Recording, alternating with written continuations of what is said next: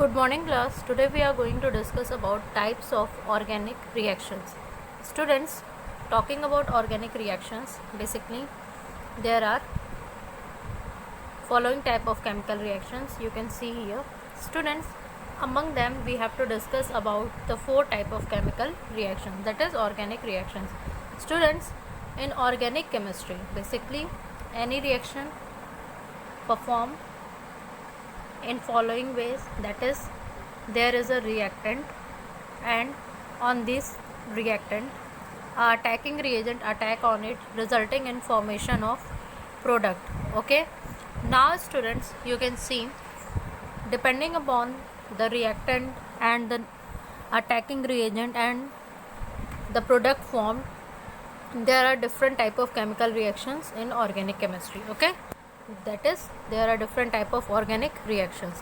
So students, you can see here the very first type of organic reaction, that is substitution reaction. The second type of organic reaction, that is addition reaction. The third type of reaction, that is elimination, and the fourth one, that is rearrangement reaction. So we have to discuss about the four type of chemical reactions. Okay, students, talking about the very first, that is substitution reaction. Basically what happens here, suppose there is a reactant AB, okay, and here comes any attacking reagent. Suppose C is the attacking reagent, okay, CD is the attacking reagent. So what happens as students, A combines with C and B combines with D, resulting in formation of AC. So this is called as substitution. Okay, so basically students, defining substitution, you can say that a substitution reaction is that which involves direct replacement, okay, of an atom or a group of atom in an organic molecule by another atom. Okay, and students, talking about substitution, it can be, that is substitution reaction can be of three types. It may be nucleophilic substitution reaction, it may be electrophilic substitution reaction, and it may be free radical substitution reaction. Okay, depending upon the type of attacking reagent attack on it. Okay, so students, here you can see, firstly we will discuss about the nucleophilic substitution reaction.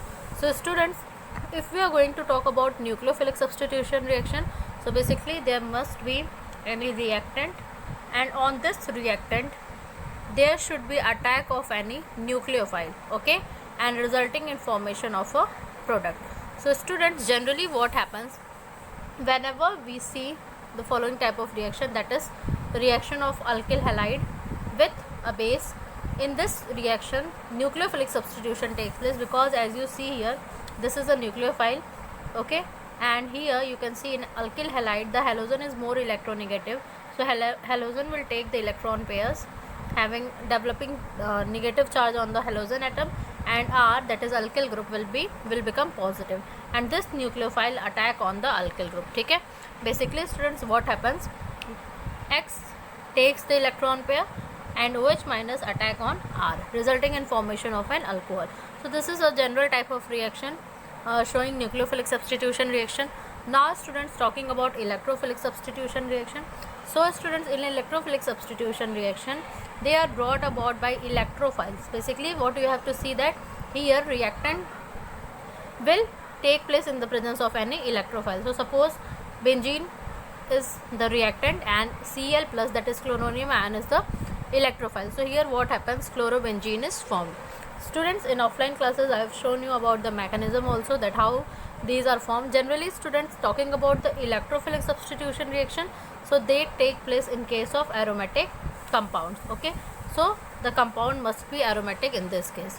Now students, after this we will discuss about free radical in our next lecture, and about addition reaction.